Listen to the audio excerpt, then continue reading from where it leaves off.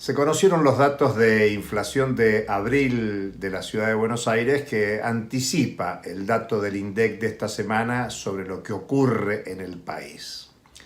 En la ciudad de Buenos Aires se canta un 7,8% de inflación para el mes de abril, pero con una preocupación muy seria en el tema de alimentos y bebidas, que es un tema que preocupa a los sectores de menores ingresos, con un 10,4% de aumento. Y si miramos hacia adentro de ese indicador, nos vamos a encontrar con el crecimiento de los precios de la carne por encima del 11%, de las verduras de casi un 20%, los lácteos también cercanos al 11%, y por lo tanto lo que hay es una desesperanza en los sectores populares que tienen bajos ingresos. Como siempre decimos, estamos hablando de salarios, jubilaciones, planes sociales. Los sectores más empobrecidos de la sociedad argentina no tienen cómo ganarle a la inflación, no tienen forma de empatarle, no tienen forma de acercarse. Y el tema es que los medios de comunicación en general, especialmente los que definen la agenda política, económica en la Argentina, lo que generan es una alarma. Lo que hacen es difundir la suba de precios como una desesperación, como que el tema perjudica a toda la sociedad, cosa que no es cierto. No toda la sociedad se perjudica con la suba de los precios. Hay quienes se benefician, es una cuestión de poder.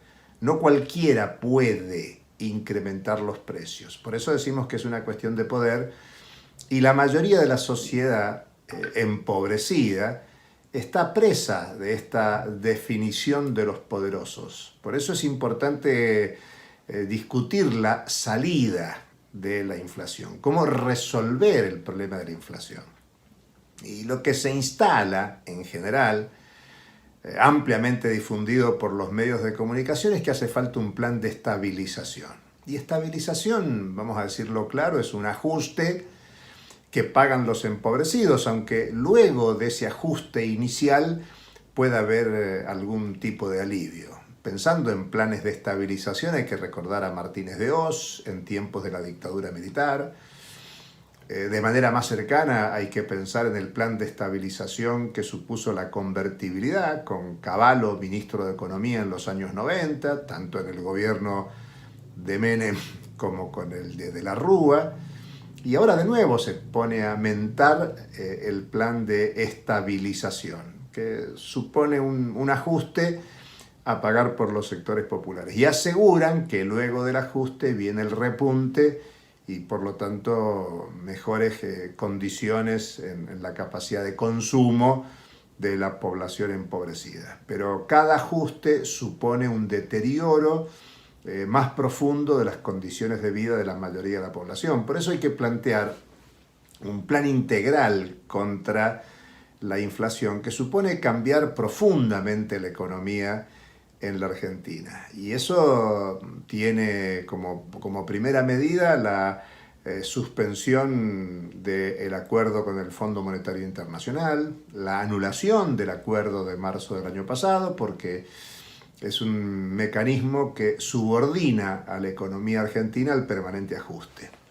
Me preguntaba alguien si el ajuste lo impone el Fondo Monetario Internacional. Y no es que el fondo imponga, porque el que lleva el plan al Fondo Monetario Internacional fue el gobierno argentino. De eso se jactaba el ministro de Economía Martín Guzmán en su momento, el presidente Alberto Fernández, el propio Fondo Monetario, incluso cuando algunos ministros actuales o anteriores justifican el acuerdo con el Fondo Monetario Internacional, reivindican que era la única posibilidad para la Argentina.